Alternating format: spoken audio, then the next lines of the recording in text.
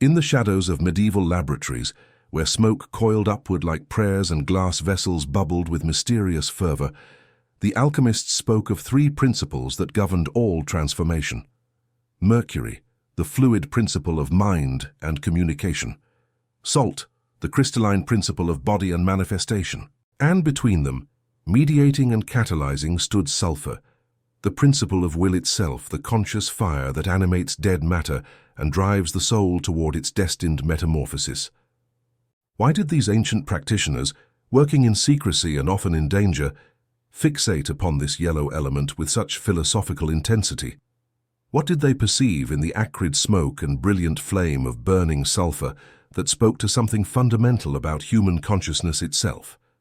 The modern mind, accustomed to reducing sulfur to its chemical notation S8 to its atomic number 16, misses entirely what the alchemical philosophers understood. That sulfur was never merely a substance, but a symbol pointing toward the active masculine solar principle that dwells within every conscious being. The alchemist did not simply observe sulfur's combustibility and conclude it represented fire. Rather, through sustained contemplation and inner work, they recognized in sulfur's behavior a mirror of the human will, volatile when unrefined, capable of generating both destructive heat and illuminating light, essential to every transformation, yet dangerous when mishandled. This was not primitive projection, but sophisticated psychological observation dressed in the language of matter. The search for the philosopher's stone, that legendary catalyst of transmutation, was never a naive quest to manufacture gold from lead. It was, in its deepest sense, the search for that principle within consciousness that could transmute base impulses into refined awareness, that could take the lead of unconscious reaction and transform it into the gold of conscious response. And at the heart of this work stood Sulphur, the principle of active engagement, the fire of intentionality without which no transformation occurs. To understand sulfur in its alchemical sense is to understand something essential about human agency and the nature of authentic change. We live in an age that speaks endlessly of transformation, personal transformation, spiritual transformation, social transformation, yet rarely examines the actual principle that makes transformation possible. The alchemists knew, without the sulfuric principle, without the activation of conscious will directed by understanding, there is no transformation, only rearrangement, only drift. The philosophical architecture surrounding sulfur in alchemical thought reveals a sophisticated understanding of consciousness that rivals modern depth psychology. In the Triadic system, Mercury, sulfur, and salt, each principle occupied a precise position in the economy of being. Mercury represented the volatile, quicksilver nature of thought and perception, eternally fluid and difficult to grasp. Salt represented the fixed principle, the material substrate, the body, and its crystallized patterns. Sulfur stood between them as the binding agent, the principle that could unite the fluid with the fixed, the active force that imposed form upon flux without destroying fluidity entirely. This positioning was not arbitrary. The alchemists observed that consciousness requires three elements to function: the capacity for perception and abstraction, Mercury, a stable ground of embodied existence, Salt, and crucially, the active principle of volition that directs perception and organizes experience, Sulphur. Without Mercury, there is no awareness. Without Salt, there is no manifestation. But without Sulphur, there is no purposeful engagement, no directed transformation, no evolution of consciousness itself. Paracelsus, the controversial 16th century physician and alchemist, articulated this doctrine with particular clarity. He argued that all material substances contained these three philosophical principles in varying proportions, and that disease arose from imbalances among them.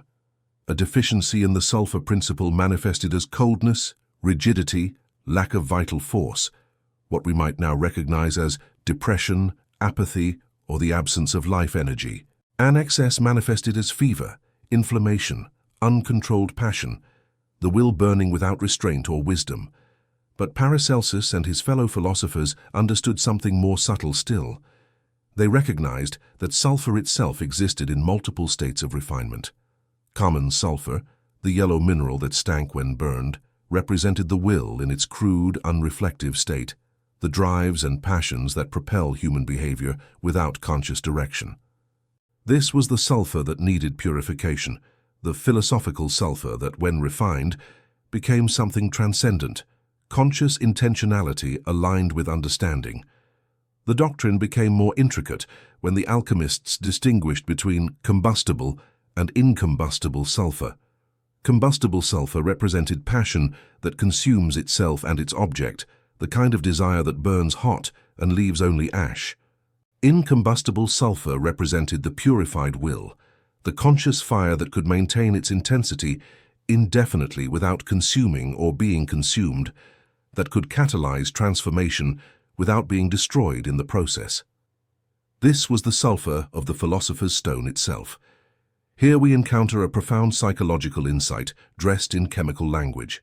The alchemists recognized that untrained will exhausts itself, that passion without consciousness burns itself out, that desire unchecked by wisdom leads to dissipation. The great work of alchemy was therefore the refinement of the sulfur principle within the practitioner, the transformation of blind drive into conscious purpose, of reactive passion into responsive engagement, of compulsive will into free intentionality. The solar association of sulfur deepened this doctrine further. Just as the sun radiates light and heat without being diminished, so too the refined sulfur principle could actively engage with reality without being depleted by that engagement. The alchemists sought to cultivate within themselves a kind of consciousness that could remain actively present, generating warmth and illumination without collapsing into exhaustion or calcifying into rigid patterns. In the practical laboratory work, sulfur played a crucial role in all operations. It was the activating agent, the principle that initiated change. When the alchemist combined substances in the crucible, sulfur represented the heat and intentionality brought to the process. A mixture left inert would remain inert. Only the application of the sulfur principle, whether literal fire or metaphorical intentionality, could drive the transformation forward. This reveals the doctrine's central axiom. Transformation requires activation. Nothing changes through passive observation alone. Mercury might perceive, salt might provide the ground, but sulfur must act. The practitioner must engage, must apply conscious will, must become the active principle in their own transformation. Alchemy was never a spectator sport, but a demanding practice of sustained intentional engagement with the materials of one's own being. The doctrine warned, however, against the illusion of unilateral control. Sulfur was not about domination, but about proper activation. The wise alchemist knew that forcing outcomes destroyed the work, that genuine transformation required the practitioner to align their will with the inherent potentials of the material. Sulfur had to be applied with Mercury's understanding and in respect of salt's nature. Will without wisdom became tyranny. Passion without perception became destruction. The journey of refining the sulfur principle within consciousness follows a recognizable pattern across alchemical texts, one that maps precisely onto the stages of psychological development and spiritual maturation. This is the path from crude reactivity to refined intentionality, from unconscious compulsion to conscious choice, from passionate turbulence to purposeful engagement. The journey begins with recognition, the moment when the practitioner first becomes aware of their own sulfur principle, their own will and passion, not as abstract concepts, but as living forces within their experience. This recognition often arrives through crisis, a moment when one's habitual reactions fail, when passion leads to destruction rather than fulfillment, when willfulness crashes against reality's resistance. The medieval texts speak of the first matter that must be gathered for the work. And psychologically, this first matter is nothing other than honest awareness of one's own driven, reactive nature. This initial phase requires what the alchemists called the putrefaction, the blackening, the nigredo. One must confront the shadow aspect of the sulfur principle, the parts of oneself that burn destructively, the compulsions masquerading as choices, the passions that serve self-annihilation rather than self-development. This is uncomfortable work. The practitioner must look directly at their own capacity for cruelty, their addiction to drama, their subtle ways of destroying what they claim to love through excessive heat. Many abandon the work here, unable to face the putrefying aspects of their own will. They prefer to believe themselves already refined, their passions already noble, their will already aligned with wisdom. But the alchemists knew, whatever is not brought to consciousness and purified remains crude, and crude sulfur burns destructively. The blackening cannot be bypassed. Following putrefaction comes separation and distillation, the careful work of distinguishing between authentic will and mere reaction, between passion that serves growth and passion that serves avoidance. In practical terms, this means developing the capacity to observe one's own impulses without immediately acting upon them. The sulfur principle is not suppressed, but held, examined, understood. What drives this desire? What fear fuels that anger? What wound beneath that compulsive striving? This separating work reveals something crucial, that what we experience as unified will is actually a compound of many forces. Some drives emerge from genuine desire, others from conditioning, trauma, or cultural programming. Some passions point toward authentic values, others mask their opposite. The alchemical practitioner learns to separate the volatile from the fixed, the essential from the superficial, within the chaotic mixture of their own motivations. The middle phase of the journey involves what the texts call washing or albedo, the whitening. This is the purification of will through sustained practice. Having separated the crude from the potentially refined, the practitioner now engages in the difficult work of actually transforming habitual reactivity into conscious response. This requires repetition, patience, and what might be called ethical vigilance. Each time a compulsive pattern arises, one must choose differently. Each time passion flares destructively, one must redirect that energy toward constructive ends. This phase tests endurance. The sulfur principle, remember, is the principle of fire and activity. It does not remain passive, it constantly seeks expression. The work is not to extinguish this fire, but to refine it, to transform wild combustion into controlled flame. This means finding appropriate channels for passion, legitimate outlets for will, ways to be actively engaged with life without being swept away by reactivity. Here the practitioner encounters what Carl Jung would later call active imagination, the capacity to engage with inner forces as if in dialogue rather than being possessed by them. The crude sulfur principle simply seizes control and acts through the person. The refined sulfur principle becomes a partner in consciousness, a force one can direct rather than be directed by. This transformation from possession to partnership marks a crucial stage in the journey. The later phase involves what the alchemists termed conjunction, the sacred marriage of opposites. The purified sulfur must unite with purified mercury and salt to create something new. Psychologically, this means integrating refined will with clear perception and embodied presence. It means achieving a state where intentionality, awareness, and groundedness function as a unified whole rather than as competing forces. This integration reveals the true nature of the refined sulfur principle. It is not aggressive willfulness, but what might be called supple strength.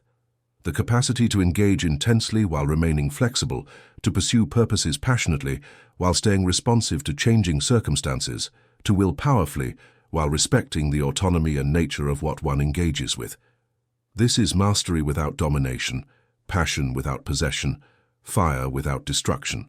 The alchemists spoke of the philosophical sulfur that could withstand any fire without being consumed, the incombustible sulfur of the stone itself. In psychological terms, this represents a quality of consciousness that can remain actively engaged through any challenge without burning out or becoming rigid. It is the capacity to sustain purposeful effort over time, to maintain passionate engagement through difficulty, to keep the inner fire burning across years and decades of practice.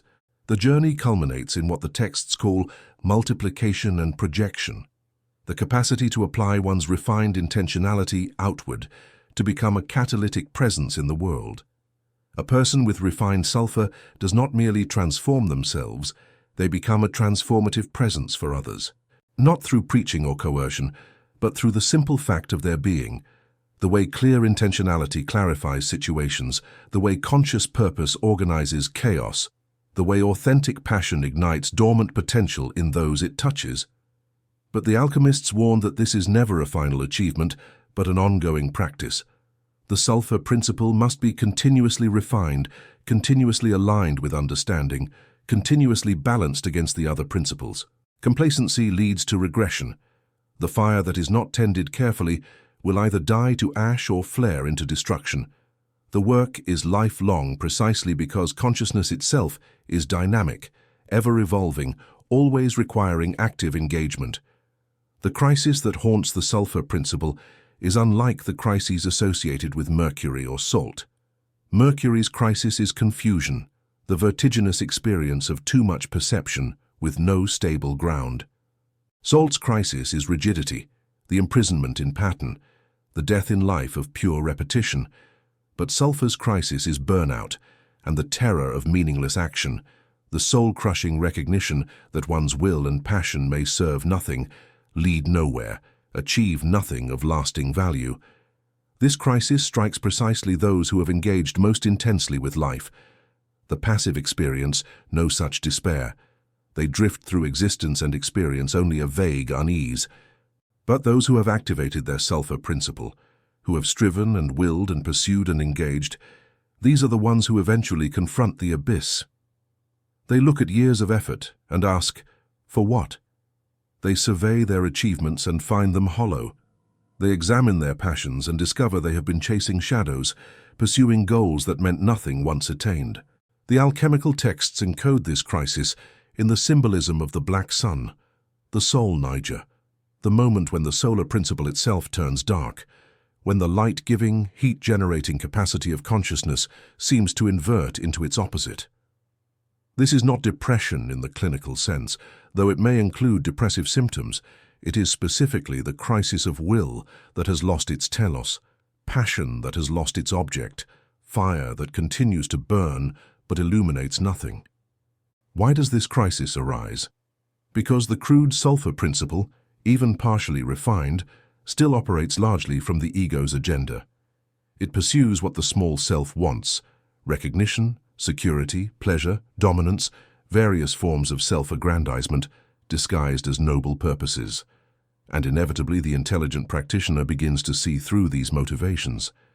They recognize the futility of pursuing satisfaction through external achievement. They understand, at a level deeper than intellectual knowledge, that no amount of worldly success will answer the existential questions that drive the soul. This recognition precipitates what St. John of the Cross called the dark night of the soul, and what the alchemists termed the final putrefaction. Everything one thought one was striving for reveals itself as inadequate. The goals that organized one's life lose their magnetic pull. The passions that felt so urgent now seem exhausted, their energy depleted. The will that drove so much activity now feels like an engine spinning in neutral, generating heat but producing no motion. The danger at this juncture is profound. Some respond by cynically abandoning the work entirely, deciding that if their particular goals were illusory, all goals must be illusory, that if their passion was misdirected, all passion must be futile. They enter a kind of spiritual nihilism, maintaining the forms of life while evacuating them of genuine engagement. They become hollow, going through motions without presence, surviving rather than living. Others respond by doubling down, by insisting more loudly on the value of their previous pursuits, by busying themselves ever more frantically to avoid the void that has opened within them. They amplify their will rather than refining it, burn hotter rather than clearer, but this response only accelerates the exhaustion, leading eventually to complete burnout, the sulfur principle consuming itself entirely, leaving not even ash behind. The alchemical texts are clear, however, that this crisis is not the end, but the necessary gateway to genuine transformation. The death of the egoic will is the precondition for the birth of authentic intentionality. Only when one's small purposes have been burned away can the deeper purpose emerge. Only when personal passion has exhausted itself can transpersonal passion arise. The crisis is the crucible in which the crude sulfur of self-serving will is finally transmuted into the philosophical sulfur of selfless engagement. But this transmutation requires something the texts call patience in the fire, the willingness to remain present in the crisis without forcing a resolution, without grasping after new goals to fill the void, without retreating into numbness or despair. This is perhaps the most demanding work in the entire alchemical process, to sustain consciousness in the face of apparent meaninglessness, to maintain the inner fire when it seems to serve no external purpose, to keep willing when one knows not what to will. In this crucible, something shifts. The practitioner begins to discover that meaning does not come from achieving external goals, but from the quality of presence brought to each moment. They find that purpose is not something one pursues in the future, but something that arises in authentic engagement with the present. They realize that the refined sulfur principle is not about getting what one wants, but about becoming the kind of consciousness that can respond creatively to whatever arises. This shift from doing to being, from achievement to presence, from future-oriented striving to present-moment engagement, this is the alchemical gold, the fruit of the suffering in the crisis. The will does not disappear but transforms.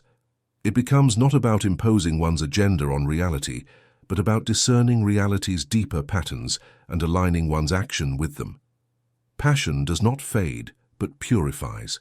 It becomes not attachment to specific outcomes, but love of the process itself, the engagement itself, the consciousness itself. What emerges from the crucible of crisis is not a person who has abandoned will and passion, but one who relates to these principles in an entirely new way.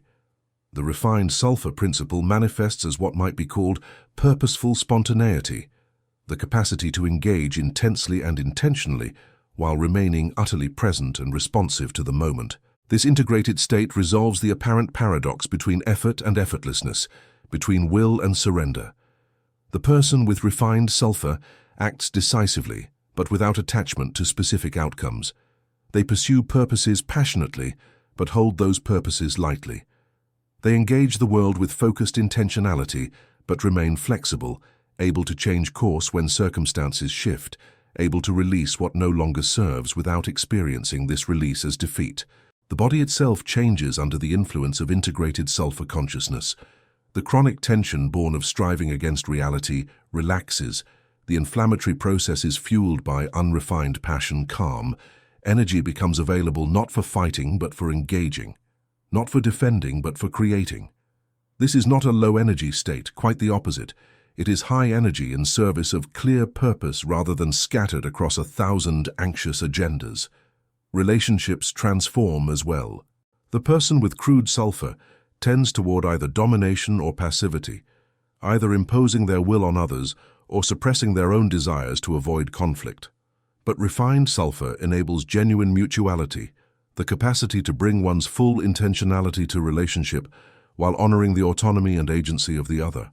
One can be passionate without being possessive, committed without being controlling, engaged without being enmeshed. Creativity flowers in this integrated state. The artist with refined sulfur does not create to prove something or achieve recognition, but because creativity itself is the natural expression of conscious engagement with life. The work flows not from compulsion, but from abundance, not from need, but from overflow. And paradoxically, this work that seeks nothing often achieves more than the work driven by agenda, because it comes from authenticity rather than calculation. The practitioner discovers that the philosopher's stone, that legendary substance that transforms base metal into gold, is not a thing one finds, but a state of being one embodies.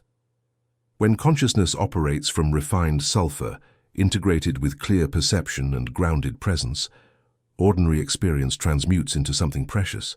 Not that external circumstances become uniformly pleasant, they do not, but that one's relationship to all circumstance becomes workable, meaningful, shot through with purpose even in difficulty. This integration does not mean perfect equanimity or the absence of challenge, The refined sulfur principle still burns. Indeed, it burns more brightly than before. But now it burns cleanly, without the smoke of confusion or the toxic fumes of resentment. It provides light to see by and warmth to sustain life, but it no longer consumes what it touches. The work of alchemy, understood psychologically, achieves its culmination when the practitioner becomes a living embodiment of the principles they have refined. The three philosophical principles, Mercury, Sulphur, and Salt, function as an integrated whole. Perception serves intentionality. Intentionality respects perception, both ground in embodied presence. Nothing is excluded, nothing suppressed. Everything harmonized in service of consciousness that is simultaneously active and receptive, engaged and open, purposeful and spontaneous. This is the gold the alchemists sought. Not a metallic substance, but conscious presence refined to the point of transparency, will purified to the point of selflessness, passion transformed into love. It is the capacity to engage life fully, while clinging to nothing, to act decisively while remaining unattached, to burn brightly without consuming. It is the incombustible sulphur, the philosophical fire, the conscious flame that the darkness cannot extinguish. The practitioner who has completed the work, or rather who has engaged deeply enough to understand that the work is never completed but always continuing, moves through life differently, not with the tension of one who must achieve or the listlessness of one who has given up, but with the fluid power of water that finds its way through any obstacle, the steady radiance of fire that burns without ceasing, the directed force of wind that moves according to its nature. They become, in the language of the ancients, a philosopher, not in the academic sense of one who studies wisdom, but in the operative sense of one who embodies it, whose very being philosophizes, whose presence asks questions and points toward answers without needing to speak. They are the sulphur principle perfected, the conscious fire that illuminates without destroying, that transforms without dominating, that engages without clinging. And they discover what the alchemists knew, that the gold you seek is not in the crucible, but in the will that lights the fire beneath it, the will refined through struggle, purified through crisis, integrated through patient practice into the very structure of consciousness itself. This is the sulphur principle fully realized, not the abandonment of will, but its apotheosis, not the death of passion, but its resurrection in purified form, not the end of engagement, but its transformation into something that serves not the small self, but the great work that unfolds through all conscious beings. The gold you seek is not in the crucible, but in the will that lights the fire and tends it through darkness and doubt, until the base metal of unconscious reaction finally transmutes into the gold of conscious presence.